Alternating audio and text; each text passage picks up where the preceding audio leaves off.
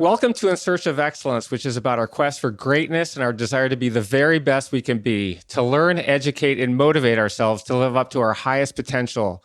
It's about planning for excellence and how we achieve excellence through incredibly hard work, dedication, and perseverance. It's about believing in ourselves and the ability to overcome the many obstacles we all face on our way there. Achieving excellence is our goal, and it's never easy to do. We all have different backgrounds, personalities, and surroundings, and we all have different routes on how we hope and want to get there. My guest today is Giada De Laurentiis. Giada is an award-winning celebrity chef and culinary icon. She has been a television star on the Food Network for 19 years, where she has been the host or co-host of 16 different shows, including Giada at Home, Giada in Italy, and Food Network star. She has won 2 Daytime Emmy Awards for Outstanding Lifestyle Host and Outstanding Culinary Series, and has also won the Gracie Award for Best Television Host. She is the founder of the successful catering business GDL Foods and is also the founder of Giada.com, which for 5 years has sold cooking products that feature recipes found on our website. Giada is also a regular contributor and guest host on NBC's Today Show and is the best-selling author of 9 cookbooks, including the #1 New York Times bestseller, Eat Better, Feel Better. Giada, it's an incredible pleasure to have you on my show. Welcome to In Search of Excellence. Thank you, Randy. Wow, I'm exhausted. You've done a lot. We're going to get through it all. I always start my podcast with our family because from the moment we're born, our family helps shape our personality, our values, and the preparation for our future. You were born in Rome into a high-profile family in the entertainment business. Your mom, Veronica, was an actress, and your dad, Alex, was an actor and producer. Your parents got divorced when you were 8 years old, and you moved with your mom to Beverly Hills and grew up there. We're going to talk about your grandfather in a minute, but I want to start with your parents. What kind of values did they instill in you, and what kind of influence did they have both growing up and as an adult? Well, my dad was not an actor. I know there's a lot of misinformation that people find. He was a producer. My mom was she acted, I think, in 1 or 2 things when she was young, and they met very young. So their values were sort of their parents' values. I think for my mother, I think she struggled. She was 19 at the time when she met my dad. She had just done a movie. Her mother was a very big actress at the time, all over Europe. And her father was very famous as well. And she was the eldest of 4 kids at the time. And she had been moved around a lot as a kid. So she wanted some grounding. And so I think, we come from a big Italian family. And I think she loved being with her family. She loved just traveling with her mother and spending time with her dad and watching them work. And I think she was super inspired by that. And I think she also craved going out on her own. My family really kept, especially in those days, because there was such turmoil with famous families all over Europe, but really in Italy. And we know many stories about kidnappings and all sorts of stuff.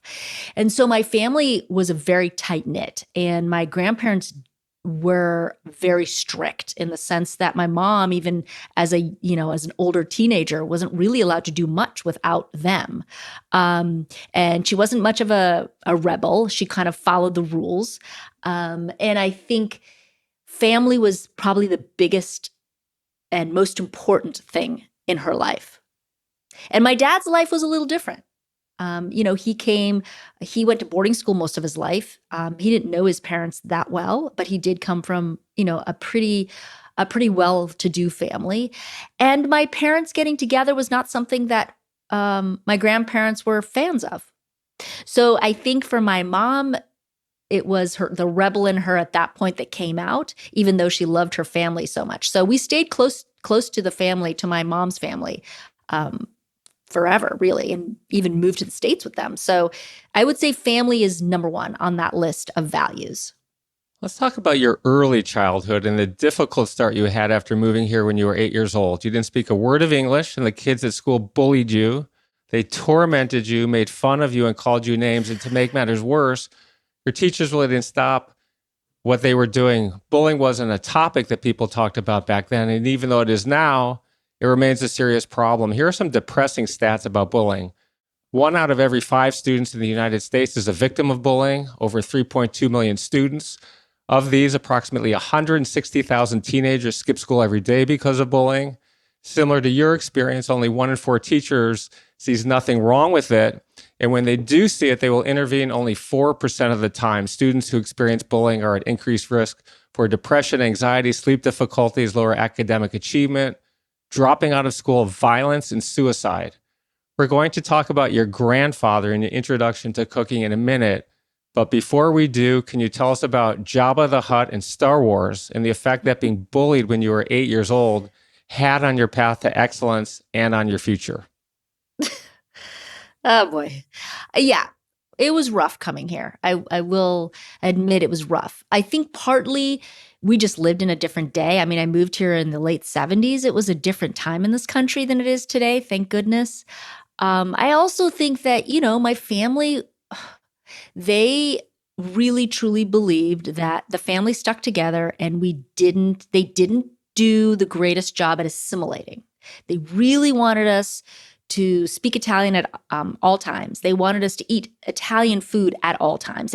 There was no like, well, let's try going to McDonald's and seeing what a hamburger's like, or let's try to give Giada something other than a Nutella sandwich or pasta for lunch, which no kid did that when I was a kid. And it seems strange talking about it now because things have changed so dramatically. But I guess the stats are still there. So maybe they have, maybe they haven't. They get bullied for different reasons.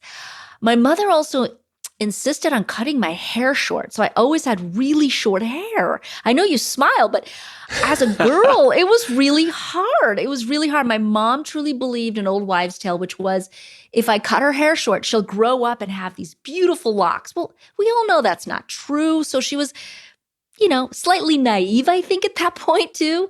And I think that made it very difficult for me because kids would tease me about whether I was a boy or a girl. I had obviously a very different name, which, by the way, I really disdained most of my life. And only in my later years have I accepted my name and can actually hear people calling me that. So I think it was a factor of all those things that made me stick out.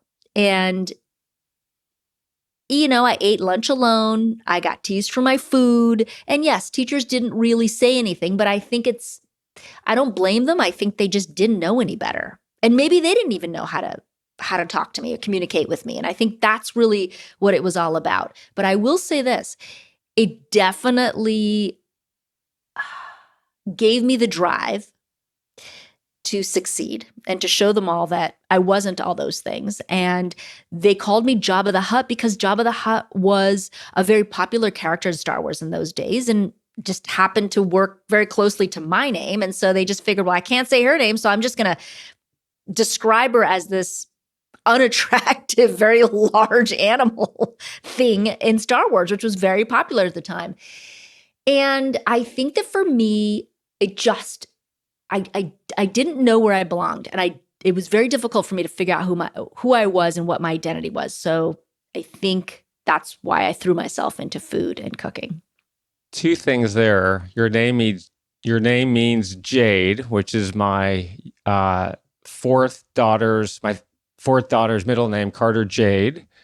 And I stuttered as a kid and was badly bullied from the time I could speak through high school. It was brutal. I'd come home crying every day to my mom. I sat alone many days, many years.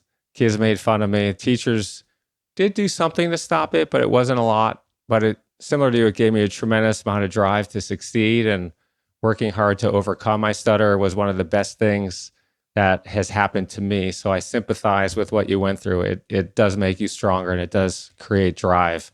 It does. Let's talk about your grandfather, the biggest part of your childhood. And I want to give everyone a little bit of family history here. Your maternal grandfather was named Dino De Laurentiis. He was a very famous, incredibly successful Academy Award nominated movie producer who produced more than 600 films in 60 years, including Serpico, which was released in 1973 and starred Al Pacino, and Conan the Barbarian, which was released in 1982 and starred Arnold Schwarzenegger. Your grandfather's father, your great-grandfather, owned a pasta factory outside of Naples where they made pasta and sauces, and your grandfather and his 7 siblings would go door to door selling them when he was a young child. It wasn't the kind of factory that makes cars in Detroit, as you have said. It was a building where they lived in part of it and made pasta in the other part. And when they finished making the pasta, they hung it on the roof to dry on clotheslines. His experience in making the pasta and selling it stuck with your grandfather. And after he became a successful movie producer, he opened up a gourmet grocery store called DDL Food Show. You were 12 years old when it opened, and you'd go there after school and spent a ton of time there. Can you give us the details about what you did there, how often you went, and how important this learning experience was to your future? And is having a passion for something at such a young age important on our path to excellence? Yes. So I was 12 years old when my grandfather opened DDL Food Show, one in Los Angeles and one in New York. It was definitely his passion. He loved making movies, but he loved food even more. And I guess it kind of ties back to family. And that's what ties us all together. I went pretty much almost every day after school. And I think the thing that I was so drawn to was just actually the customers coming in and seeing this massive space with all different sort of stands, very similar to what Italy has today, where you get bread at one section and you get pasta at another, and then you'd have a butcher, and that's how it would work. And also the fact that my grandfather brought all of his friends from Italy that he grew up with, pizzaiolos and butchers and everybody you can imagine. He actually imported them and moved them to Los Angeles and to New York. And I think it was just the energy of these Neapolitans there, the fact that they spoke broken English, but it was just so sensual and it was so romantic. And I think customers would walk in and feel like they were transported to Italy somehow.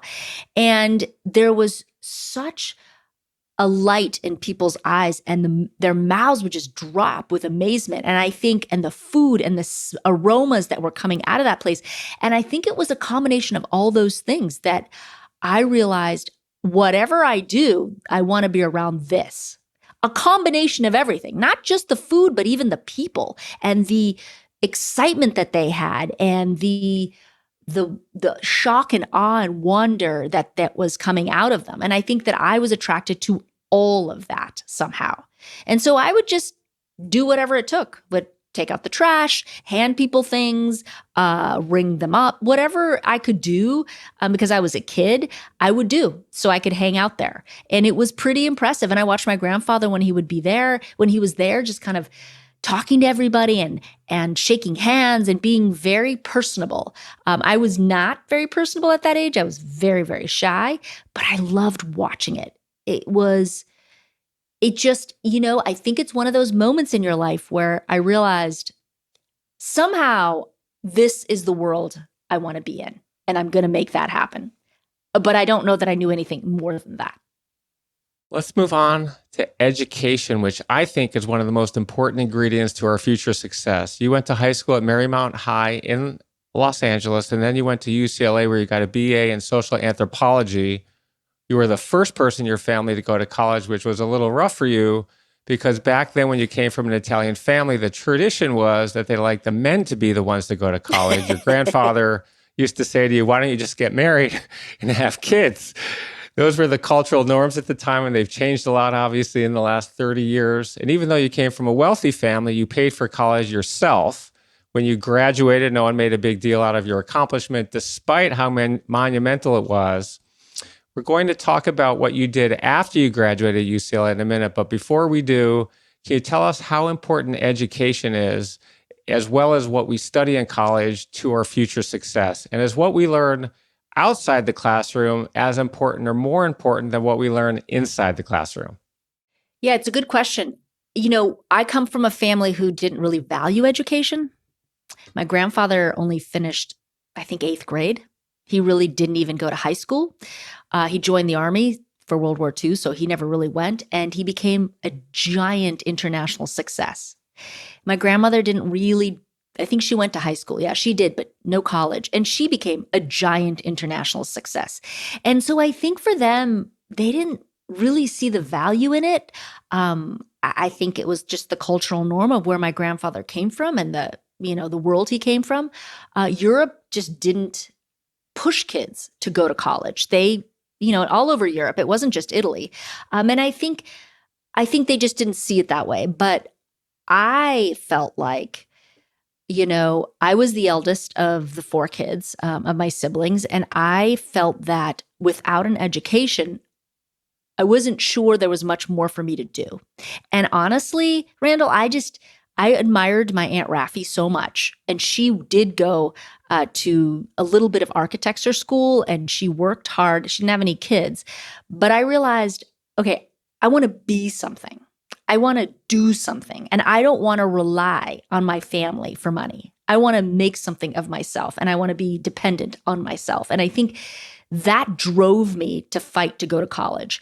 And it wasn't that they were against it. It just, they didn't see the value in it. And so for them, I didn't even want to ask them to pay for it because I already knew that, I had a younger brother, 2 years younger. And I knew that for them, they would think, well, no, your brother go to college, but you don't need to go to college. So I didn't even want to approach the subject. I never did. I just took a loan out. I filled out the paperwork because I was a little older. Because moving here, I missed a couple of years. So I was always the eldest in my class and I was able to get a loan on my own. And so I never even explained it to them. And it was only years later that they asked me, well, how'd you pay for that? So I explained it. But even that to them was, they didn't understand. How do you get the government to pay for it? It just doesn't exist in Europe. It does now, but not at the time. And so I would say that I loved going to college. I really did. I felt like I gained a lot of independence going there, and I had time to figure out, did I really want to pursue cooking or was there something else I was interested in?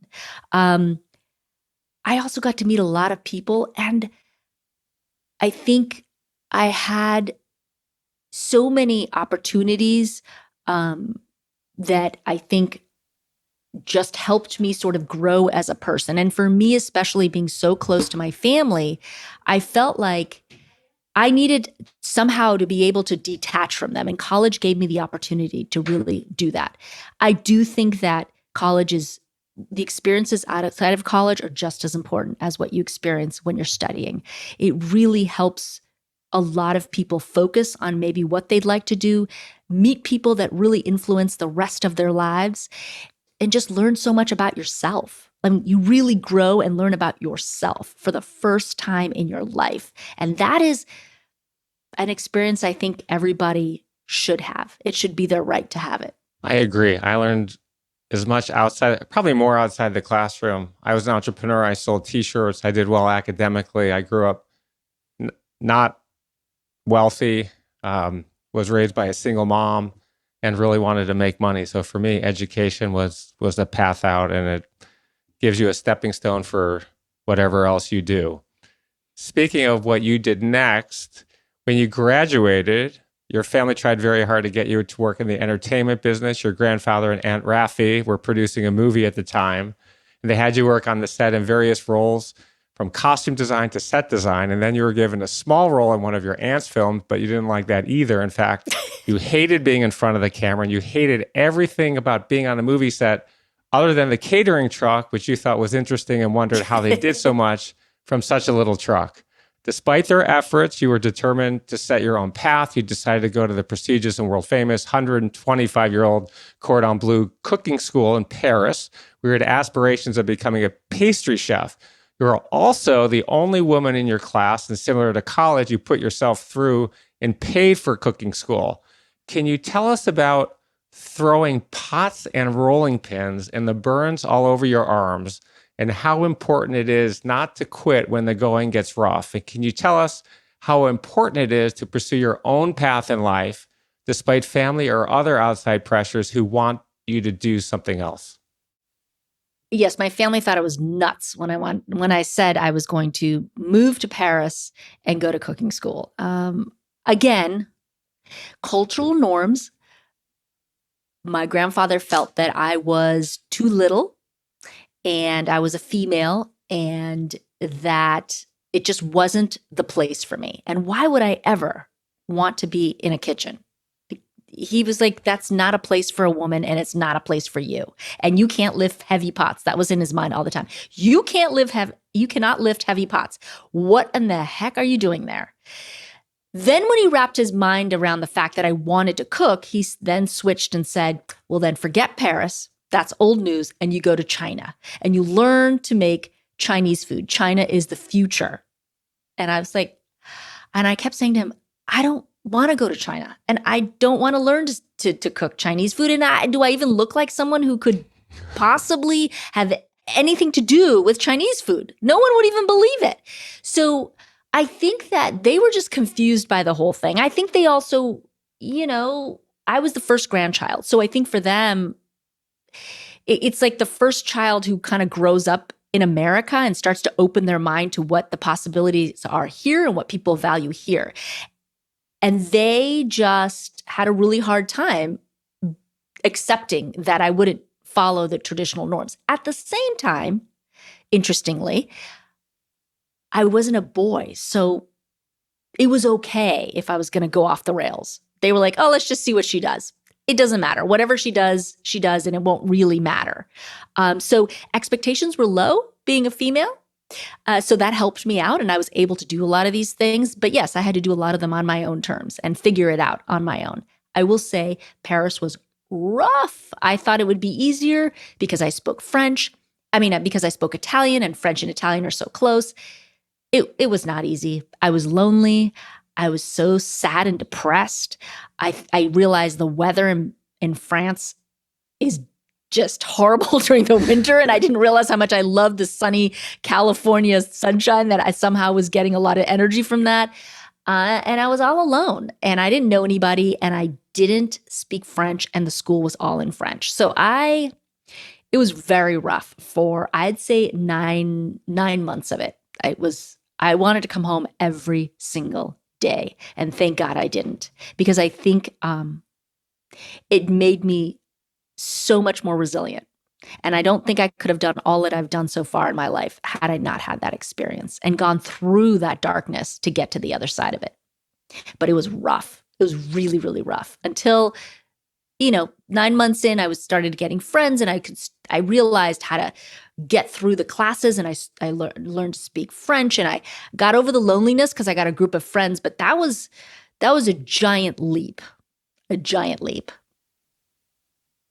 People were throwing pots and rolling pins at you, and in France, you had burns over your arms. You lost 10 pounds. I lost 10 pounds because I was so depressed. So yeah, crazy though. The second year, I gained 10 pounds and then some with all the croissants I was eating. But yeah, so cooking school in Europe at that time, I'm not saying it's like that anymore, but at that time, you have to think that the chefs that cook there basically dealt with a lot of abuse growing up, and they all worked in restaurant kitchens, and restaurant kitchens were horrible places. They just were. And they usually employed, if they even employed them, young children from families that, didn't have a lot of money. People just sent their kids there. So they dealt with a lot of abuse. So they turned around and went to these cooking schools to teach and were very unhappy people and just thought, oh, these people are paying for this. Okay, we're going to show them what it's about. And, they were rougher on the women. There were other women in my classes, but they were definitely tough on us, really tough. And yes, they would throw things at us, sauce, whatever. I had burns. But I think honestly, Randall, that having dealt with all the bullying that I dealt with when I was young, I kind of just, I don't know. I just kind of got through it. And I cried a lot and I was upset, but I kind of just felt like that's just the way things are. When you go through it as a young child, you sort of just expect that those are the bumps in the road that you're going to have to deal with as you grow up. So I dealt with it. I wasn't proud of it, but I just dealt with it and I got through it. And I think that experience definitely made me more resilient than I could have ever been in this life. You graduated, you moved back to LA where you worked for a few different French chefs in mostly menial positions, but you also worked at 2 prestigious restaurants, the Ritz-Carlton Fine Dining Room and Spago, which was owned by the world famous chef Wolfgang Puck. Spago was the big one. It launched your career because having it on your resume helped you get jobs as a private chef. We're going to talk about your private chef experiences in a minute, but before we do, can you tell us how you got those jobs, how hard it was to land them, how much preparation you did for them, and what the interviews were like? They were all tough jobs to land. I think the Ritz-Carlton was a little bit easier than landing Spago, because it was a union job. So they have to kind of they have to hire a certain amount of people. It was just a little easier. And I got paid more, which was nice. And I got to work for a French chef.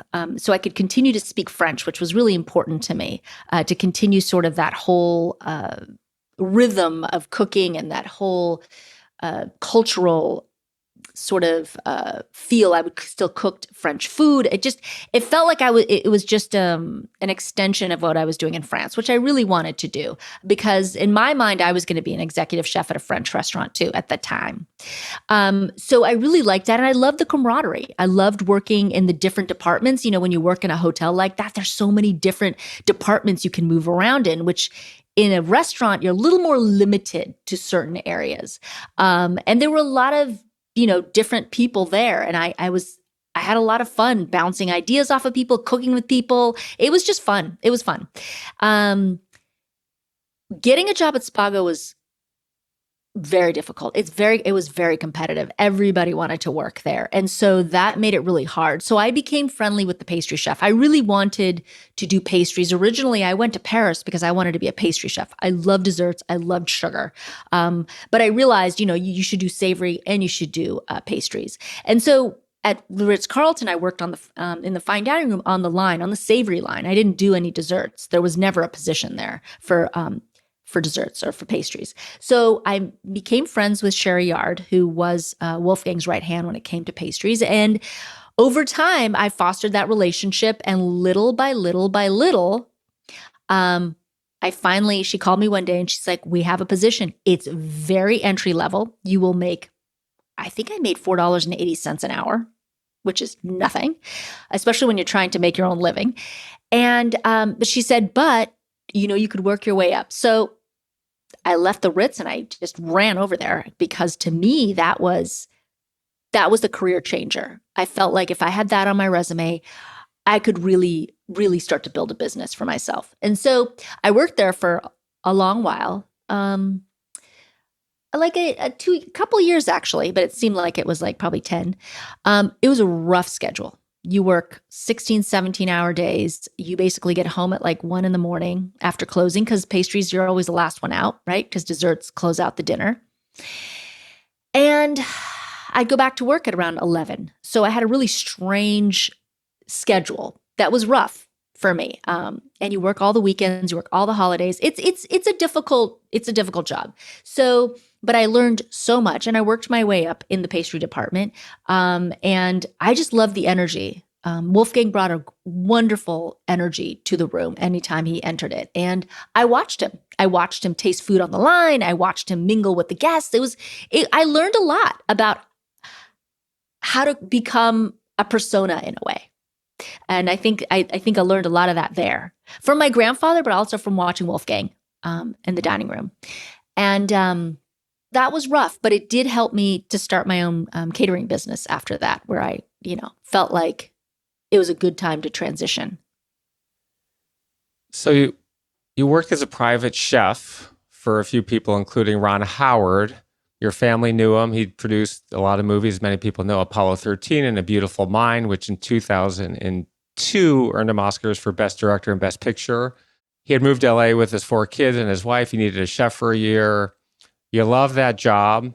While you were doing that, you started your catering company, GDL Foods. It was a lot more lucrative than being a private chef. You developed a really thriving business doing that. Then, once you had a successful catering business, you were a little bit bored because you had gone to this amazing and prestigious culinary school in Paris, and you were making fried chicken every night, and you wanted to do something more creative. You had a friend who was a food stylist in LA who said to you, it doesn't pay very much, but if you feel like it on the weekends, you can do these photo shoots with me. Your friend would do photo shoots for Martha Stewart Living and Food and Wine and some other magazines. And you started helping your friend as an assistant just for fun. 9/11 happened. The world changed. Before then, people were going out to dinner, which was the social way of enjoying food and family and friends. But after 9/11, people wanted to eat at home. Can you tell us about the food and wine family themed issue after 9/11, lunch with your family, your grandfather getting the Lifetime Achievement Award at the Oscars, and then the call you received from an executive named Bob Tushman, who worked at the Food Network, which was then a fledgling cable network at the time?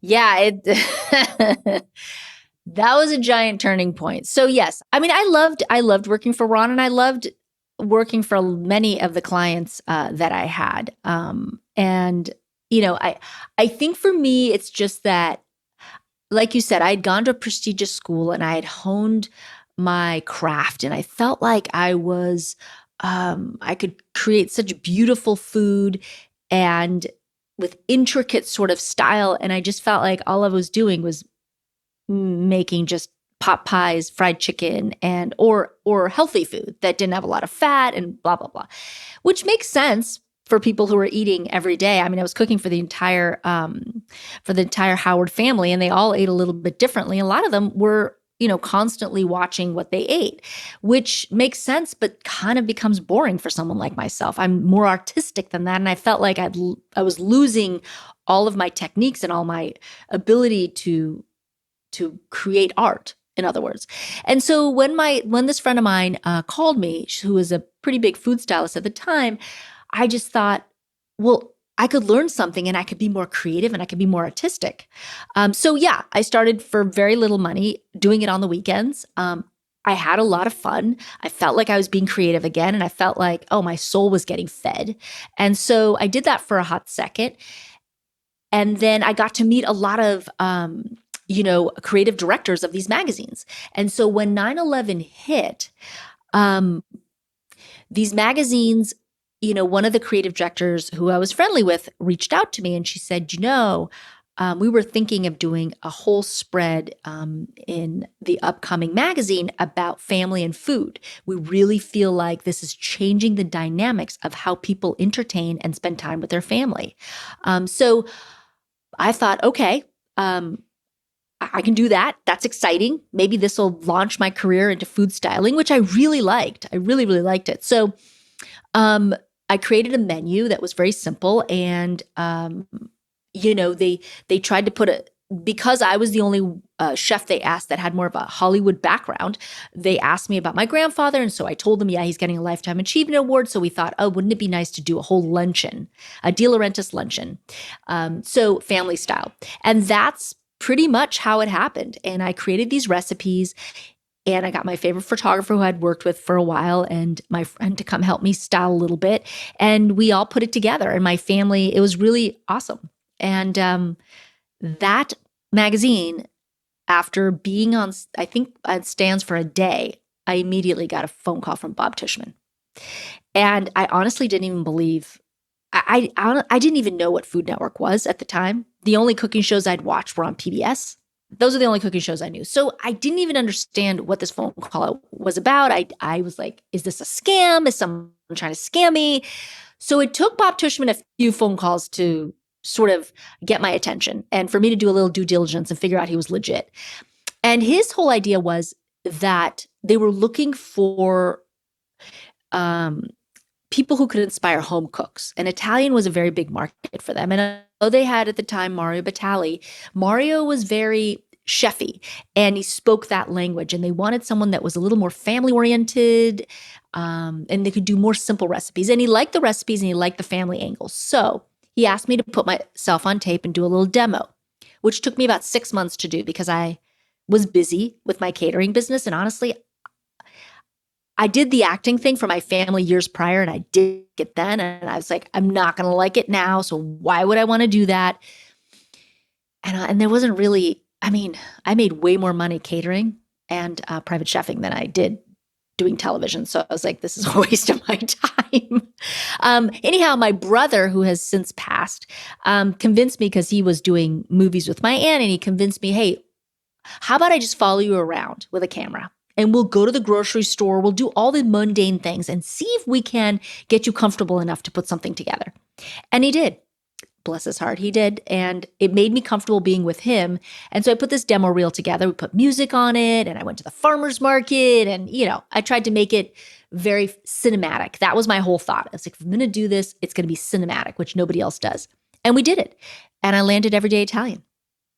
And it took me a couple seasons to get comfortable. Definitely, it was a difficult and rocky road. But the rest, I guess, is history, as they would say. Let's talk about the rough beginning for a minute. When the program first aired, the network received mail that accused them of hiring a model or actress who was pretending to be a chef instead of being a real chef. You were naturally shy, which is shocking, and it took some time for you to get comfortable in front of the cameras, but you did. You became a fan favorite. You were also very insecure about what you were doing, and you got over that too.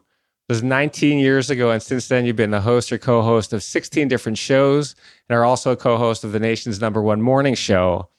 Does practice make perfect? And what's your advice to the millions of people who are shy and think that being shy is hurting their careers? And what's your advice on how they should get over it? And for those working who are insecure about what they're doing, how should they get over their insecurity?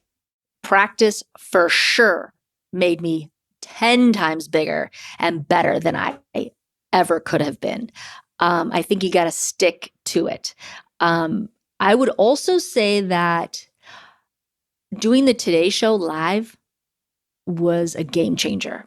It scared the living bejesus out of me, and I would have the worst stomach aches going in the mornings going there, and I felt like I would vomit. Honestly, I was so incredibly nervous doing that show. But live television changed my life. It just did, because I learned to be comfortable and secure, and I sort of controlled my domain, and I was able to really learn how to manage that camera and how to manage that time and be quick, like really quick on my feet, quick thinking, all of it. Because when you're in live television, it's difficult to stick to a script. And if you make a mistake, oh, well, that's just the way it goes. There is no redos. I have to say that experience on the Today Show just changed my entire trajectory. And it created such, I became so confident in what I did. And I would also say that, the people around me really helped as well. And yes, was I insecure about what I could do or what my potential was? Sure. I've always said there's millions of chefs that are probably way more talented than I am. But it's almost that mix you need to have, where you're talented, but you're also accessible and you can teach, because that's really, at the end of the day, my job is to teach people, right? And you have to be passionate. And I'm certainly passionate about my family and my culture and where I come from. And I think it's the mix of all of that that creates a force. And I think that along the way, I had some great teachers that and places that really help foster that in me. And I'd say for anybody who is shy or feels that they haven't mastered it, you just got to keep going. You got to keep doing it. And the more you do it, the more comfortable you get. And talking in the mirror really helped me as well. I know that sounds really cheesy and corny, but talking in the mirror and watching the way that you react, because how do I know that when I'm looking at a black circle on a camera? I don't know what the way I look, and I don't know how I speak. And I think that really helps to practice in the mirror. It might seem weird, but it really helps. At least it helped me. I do a ton of coaching. We have an internship program. We have 36 students every summer. We teach a lot about the intangibles as much as the tangibles. I think that many times the intangibles are more important than the tangibles. And I tell everyone, practice in front of the mirror. We're going to talk about preparation in a few minutes, but I want to switch gears and talk about sexism. It's rampant in the American workforce. It's also rampant in the male-dominated food industry. As of December 2021, there were 145,115 chefs currently employed in the United States. Of these, 25.8% are women, while 70.3% are men. In the United Kingdom, only 18.5% of over 250,000 professional chefs are women. And we'll start by talking about your first restaurant named Giada, which opened in July 2014 at the Cromwell, which was the first ever boutique hotel on the Las Vegas Strip. More important than the location was the fact that you were the first woman to have her own restaurant on the Las Vegas Strip. There's a common perception among female chefs about how their likability with their peers and the public impacts their professional lives. On the flip side, the same has not been true of men, where bad behavior has been accepted for long periods of time. In the last couple of years, we've seen exposés that reveal cultures of ridiculous harassment and in some cases sexual misconduct by famous chefs like John Besh and Mario Batali, who have gotten away with this behavior for decades. People have given a lot of reason for the culture and the sexism in the restaurant business and for female chefs. People who work in the industry have said that they don't feel like a woman can handle the pressure, and that's why it's a boys' club and why they don't let women in. You've made it as a pioneer. You're incredibly likable. You have a great outgoing personality. You have an incredible smile, and you're incredibly beautiful. You're in the 1% of 1% of 1%. What's your advice to women who want to succeed in business or in any business where sexism is rampant? And how does chess, monopoly, and politics play a factor in their success? Oh, yes. This is a very complicated question. Unfortunately, yes, it is perceived that women can't handle the stress for some ridiculous reason, because who's having kids in this world and who's raising these children? And isn't that the biggest job that anybody could have? And most men, if you give them the same chance or opportunity, they wouldn't be able to handle it. So I think it's such a giant misconception. I think it's rampant in probably every single profession in the world, really. I think that we still, as women, are seen as weaker. I don't know. I think it's gotten better over the years, but it's still something that women fight, that women have to fight on a regular basis. I also think that they make it seem a little bit like, if you make it to that top tier as a woman, you're probably going to be the only one up there because there's no room for any others, which isn't true either. And I think, we have to believe in ourselves as women and we have to fight. Now, having said that, it is a delicate game. I will say that. And it is, I think what you said about playing a chess game and being very careful about your moves, it's very methodical. The chess game that you have to play in most professions in this country as a female to sort of jockey your way to see when you can kind of be at the same level as a man is a tricky game. I don't think I never had any intentions of any of these things happening. I never planned it because people ask me that all the time, if I had a strategy and if I followed my strategy. And I said, I didn't have a strategy. I kind of just went on an adventure and I went to see where the adventure would lead me, always believing that I wanted to make my family proud and I didn't want to somehow tarnish their name. That is something my grandfather sort of instilled in me at quite early on in my careers. Please, I have created, a very iconic name. Do not disrespect it in any way in whatever you choose to do. So that has always been in the back of my mind. So I've made decisions mostly based on what would make my grandfather proud. And I try not to make decisions based on money because most of them never turn out well. And I am a bit of a risk taker. I think opening Giada in Las Vegas and being given that opportunity, I was scared to take that opportunity. I built that restaurant from scratch. I mean, you can ask many male chefs on the Strip if they've built their spaces from scratch, and I will tell you that they will say no, because that opportunity doesn't come around very often. So I think it was sort of a rare gift from the universe that I was given at that time to do that restaurant. And it was a giant leap of faith. Absolutely. And there were definitely people who thought I was nuts, that they thought for sure I'd never make it. And you know what, Randall, there were times where I didn't think I'd make it. I mean, I got divorced after I built that restaurant. So it was definitely taxing. It definitely took a toll on me and my family. But I think it changed my trajectory again. I think it really threw me into a pool of male chefs that I would never have been considered a part of. And it gave me such respect. I think that all of a sudden they really, really respected me. And I'm not sure, Randall, I could have gotten that in any other way, especially because of the way I look and how, that I came from TV. I mean, most chefs don't open restaurants after being on TV. It's the reverse. They go on TV after opening restaurants for like 20 years. And so I think that everybody watched to see what was going to happen. And I think there were people who were rooting for me and people who they weren't.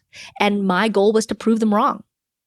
And I did something a little bit different than what you find on the strip. And I think that was sort of the magic of why Giada, to this day, 8 years later, is still super popular. Congrats on that. I think that's amazing. I want to switch gears again, and I want to talk about the challenges we all have to overcome on our path to excellence. And I want to talk about a few of your challenges. We'll start with one of your first catering jobs out of school. You were cooking Thanksgiving dinner at a client's home and tripped over their dog after you had put the turkey on the platter. The turkey hit the floor and the dog got it before you did. No more turkey for Thanksgiving, only lots of sides. You whipped up some pasta quickly, take place of the turkey. That problem was solved. Then there was some criticism after you opened your restaurant, a few negative reviews. You spent 2 days bawling your eyes out after that. On May 10th, 2007, you went on The Ellen Show, and you were teaching her and Nicole Kidman how to cook some of your favorite and most popular recipes. And then things got a little catty between you and Nicole while you were making focaccia. When she bit into it, the pre-made focaccia would have been sitting there for a very long time, wasn't fresh. Nicole called it tough and spit it out. Then there was the first time you appeared live on the Today Show when Matt Lauer spit out your food after taking a bite of your seared chicken, which was meant only for appearances and not to be eaten because it wasn't cooked through. These are minor challenges. But right as your career was taking off as a celebrity chef, your younger brother, Dino, died after a short battle with melanoma in 2003. You were extremely close to him. The two of you talked 3 times a day. He was the person you turned to for everything good and bad. Can you tell us how you overcame this personal tragedy and how you've used your brother's death to give advice to others about their health? And on our path to excellence, what's your advice to others how to overcome negativity and challenges we all face in our careers? You know what? I think that for me, all of those moments that you just described, I know that they don't seem crazy at this point, but when you're in it, it feels like your career is over. It's just over. They were just horrifying at the time. I think that each one of those experiences made me stronger once again. And I think that we get tested in our lives. We just do. It's not always an uphill battle, an uphill road, even if it looks like it is. I think sometimes we sort of misjudge what we see because, especially with social media these days, we only post the great things, but there's so many down moments for all of us. And I think sometimes we forget that. Our perspective sort of changes. I think that all of those moments you described made me stronger and made me more determined to who I am. I think my brother's death was probably the hardest by far. I think when you lose a sibling that you're so close to he had just barely turned 30. It shocked my life. I couldn't believe that would actually or could actually happen. And a piece of me died, I think, with him. But I will say that I promised myself that he didn't have the opportunity to see his goals and his dreams come true, and that I was going to make sure that I would do it for the two of us, or for the both of us. I would spread the message of what melanoma can actually do to you and what the sun can actually do to you. And also, I worked harder than ever. I just did. I was like, I am going to become incredibly successful for my brother's sake. I'm not going to let his death go in vain. I'm going to just sort of somehow propel myself and use that platform also to help others realize that, wellness starts from a very young age, and that we have to really pay close attention to who you are and how your body works. And I think I think that's been my goal, and it probably will be my goal till the day I pass. And, the one thing I look forward to when I do go is that I get to hang out with him again. That's the best part of all of this. I want to talk about success now and start with one of the highlights of your career. In 2001, you catered a huge high-profile charity event for Prince William and the Duchess of Cambridge with hundreds of people in royalty there. You had no idea they were coming, and you were seen on TV checking every single plate before they left the kitchen. Hundreds of plates. You killed it that day. Everybody loved your food. How important has preparation been to your success? And going a step further, how important is extreme preparation, going way above and beyond what would normally be considered great preparation? I'm talking about the kind of preparation that you spend 30 or 40 hours on for a single event or meeting. I am incredibly type A. I prepare for everything. I am over the top.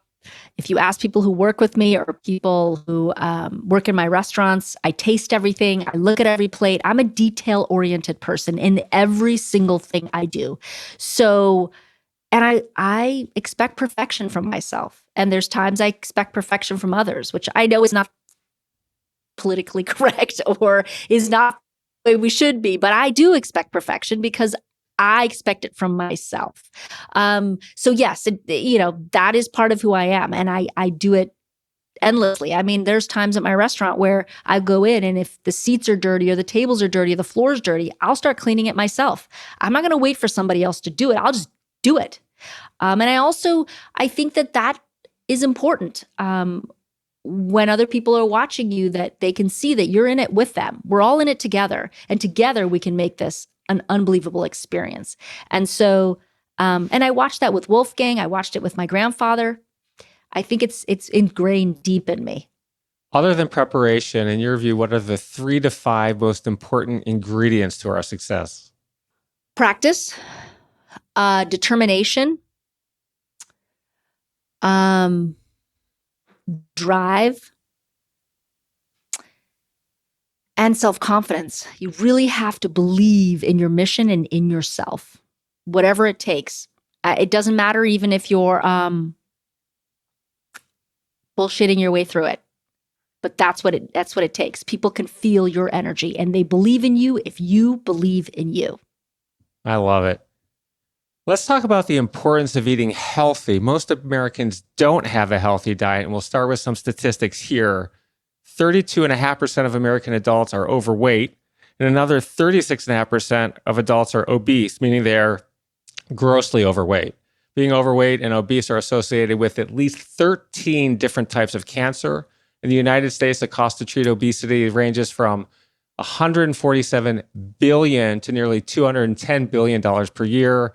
And a report by the World Health Organization estimates that at least 2.8 million people die each year as a result of being overweight or obese. The number one cause of obesity is our diet, particularly the amount of fat and sugar in our diets, and not exercising enough to burn off these calories. You're a chef, you're in amazing shape, and the question you're most frequently asked is, how do you stay in such amazing shape? And your answer is genetics, portion control, fresh ingredients. But it's incredibly rare to have genetics like you. So for the more than 100 million people struggling with eating unhealthy foods and being overweight in the United States, what advice do you have? How do people change their habits from eating unhealthy foods to eating healthy foods? We have to change the way our relationship with food. I think that's the number one sort of thing, that we have to see food differently. For a lot of us, food is comfort. It brings us back to our childhood. It's what we turn to when we're not feeling well. And I think we have to try as best we can to try to change that relationship to food and be a little more knowledgeable. And I think a lot of us put things in our mouth without realizing that we're doing it. We go through our eating process just sort of blindly. And I think it's really important we wake up and we really realize what it is that we're eating. And I think that it's not just us, but I think we need to push our lawmakers to sort of clean up the food that they're putting on our store shelves, because our food's polluted. I mean, it just is. We've just destroyed our food source. And I'm not saying that it was done meaningfully, but I think that over the time, in an effort to feed all Americans meat and whatever else, we've destroyed our source. And I think that it's going to take all of us to convince our lawmakers that we have to change the laws of how we move in this country. But for an individual, I think just one baby step at a time. So let's say you drink 3 sodas a day. A lot of people still drink a lot of soda. I'd say just cut out one of those sodas at a time. Don't go cold turkey because it never works. Most people can't stick to that. But little by little, scale back on the things you already know are not great for you. And over time, give yourself time and be patient. But I think over time, you can do better. More water, less soda. And I think making better decisions on the foods that we eat. If you eat your 3 meals a day or 2 meals a day with fast food, try to swap one out for something a little bit lighter. Even if it's still fast food, make small changes to your diet, and over time, you will see a difference. Let's talk about work-life balance. Many ultra-successful people I know are workaholics. They aren't around for their kids because they're always working. You have a daughter, Jade, and share custody with your ex-husband. You're incredibly busy and successful. You have your TV shows, your books, your companies. Can you tell us what your typical day is like and how you balance your personal life with your professional life? And when coming up with the balance, can you tell us what you want your legacy to be? I have no idea, Randall, what I want my legacy to be yet. I've tried to think that I'm a little younger than I am. I will say this, Randall, that the pandemic changed my perspective. Before the pandemic, my day would start 5:30 in the morning. I'd get up, take a shower, get myself ready, get my daughter up, make her breakfast, and then out the door all day. And a lot of times not home until later at night. I love having dinner with my daughter, but pre-pandemic, 3 days a week, maybe. And I do share custody. So I tried to do it when I would have her, but that didn't always work out with my schedule. I traveled a lot. And a lot of times I'd bring her with me. Once the pandemic hit, I started to realize how much I enjoyed being home and what I learned about my daughter. And so I switched my whole schedule. And nowadays I get up a little later. I spend that whole time with my daughter in the morning. I take her to school every day that I have her, and I pick her up every day that I have her.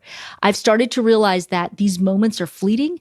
She's going to high school next year. I've got 4 years left of her, if that, and she's out the door and I only have 1. And I feel better. And I realize I was going a million miles a second. And I've sort of, since the pandemic, so now 2.5 years maybe, I've really slowed my roll.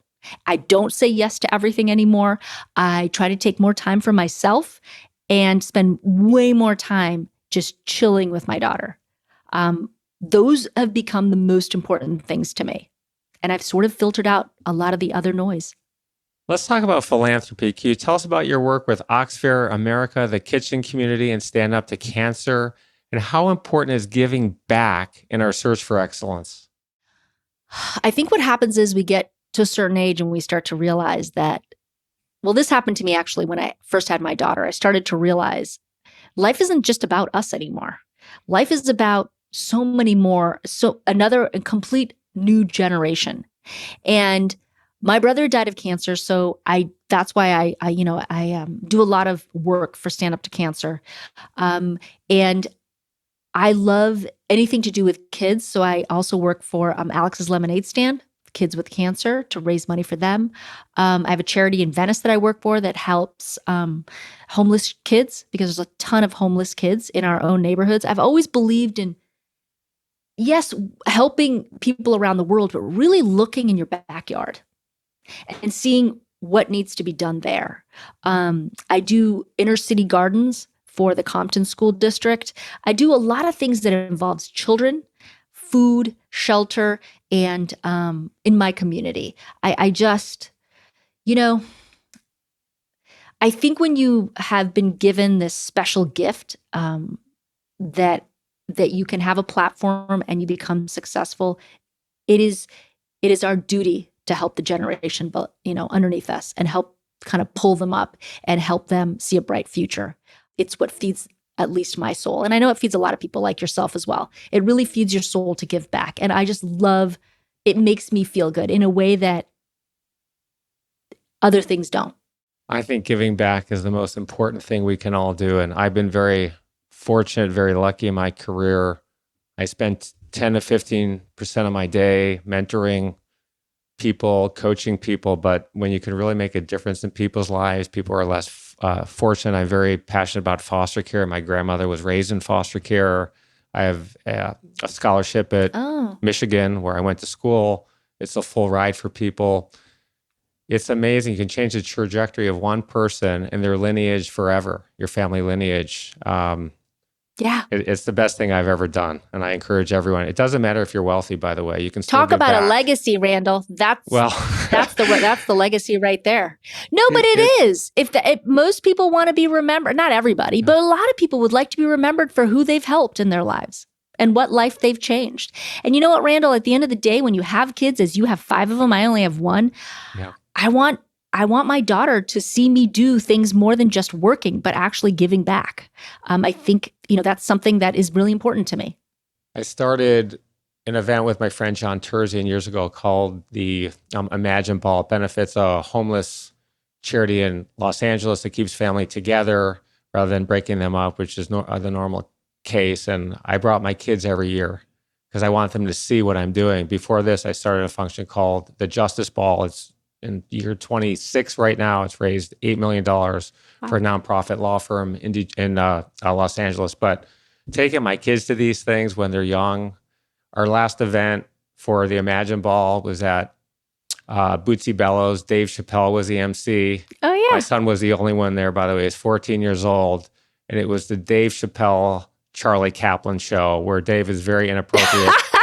And he was asking my 14-year-old son all kinds of very inappropriate questions about what 14-year-olds do. I'm sure it's Dave Chappelle. and I'm looking at my son thinking, the room stopped, by the way, and everyone's looking. But it was fun. It was a very good experience. And I bought a package for backstage passes for Post Malone, which is also very cool. So there was a good part. I give a lot of money to charities. I gave a lot to my own charity. So that was cool as well. So, but I definitely want my kids to see it, and they do see it. I put a foster care student through Michigan. She was living in her car when she was 17 years old in East Lansing, Michigan. Her parents were in prison. She got a full ride to Michigan. She graduated, as a social worker, as a mom, homeowner, coach, public speaker, and she's now a member of our family. She comes to all family functions. And it's great. My kids have seen that firsthand, and that's just been incredible for them. It's been incredible for us. More importantly, it's been incredible for my grandmother, who was raised in foster care. They're super, super tight. And it's just a great thing when you can make a difference in people's lives. So I encourage everybody to go out and give back, regardless of how much money you have. It's not about the money. It's about the heart and devoting the time. Yeah, the time. More than anything. So before we finish today, I want to go ahead and ask some more open-ended questions. I call this part of my podcast, Fill in the Blank to Excellence. Are you ready to play? Sure. When I started my career, I wish I had known that I'd still be here 19 years later. The biggest lesson I've learned in my life is stand my ground and believe in myself. My number one professional goal is to build my marketplace, Jodzi. I'm excited for that, by the way. I went online. Good stuff there. My number one personal goal is to live into my 80s happily. My biggest regret is that I didn't have another kid. The one person in the world that I admire the most is my daughter.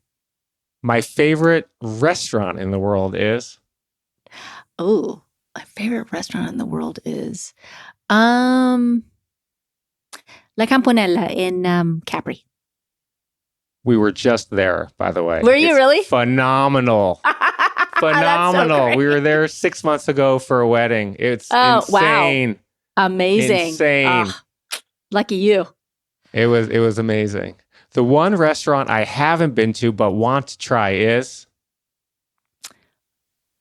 Oh, the one restaurant I haven't been to but want to try. I don't think there is one right now.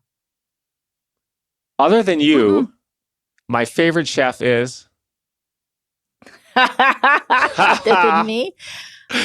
My Aunt Raffy. That's too safe. That's the safe answer. I know you're trying to get something out of me. I'm just asking. I'm just asking. All right. Not going to answer that one? You're going to go with your aunt? Yep, I'm going to go with my aunt. Okay. If you could meet one person in the world, who would it be? Dead or alive? Alive. Oh, alive. The Pope. Dead? Marilyn Monroe. The one question you wish I had asked you today but didn't is? I don't have one. You've asked me just about everything. You've been more thorough than anyone ever. So I hats off to you. You definitely do your homework and you dig deep, which is really impressive. Most people don't dig that deep.